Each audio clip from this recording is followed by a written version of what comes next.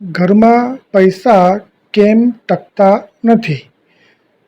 કુંડળીમાં 12મું સ્થાન વ્યક્તિના ખર્ચા વિશે જણાવે છે. આ સ્થાન જ્યારે ખરાબ હોય અથવા ખરાબ ગ્રહની અસરમાં હોય તો વ્યક્તિની આવક ગમે તેટલી હોય તેમ છતાં જાવક વધારે જ હોય છે.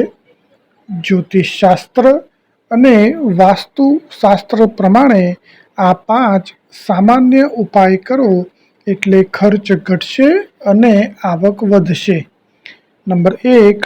ઘરમાં પાણીની ટાંકી ઈશાન ખૂણામાં હોવી જોઈએ, જેનાથી ઘરમાં સુખ શાંતિ વધે છે.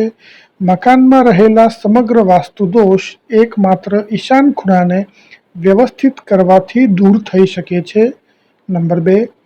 રાત્રે સૂતા પહેલા પગ ધોવા અને પગ લૂછીને જ સૂવું જોઈએ. નંબર 3. રાત્રે નખ કે વાળ કાપવા જોઈએ નહીં, કારણ કે નખ અને વાળ વૃદ્ધિનું પ્રતીક છે અને રાત્રે નખ અને વાળ કાપવાથી વ્યક્તિની વૃદ્ધિ અટકે છે. નંબર 4.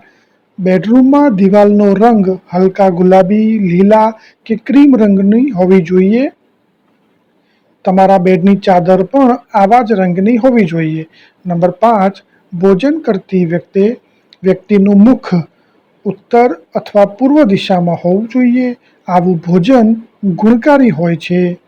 આ 5 ઉપાય દરેક વ્યક્તિએ જીવનમાં ઉતારવા જોઈએ, જેથી કરીને ઘરમાં સુખ શાંતિ મળે.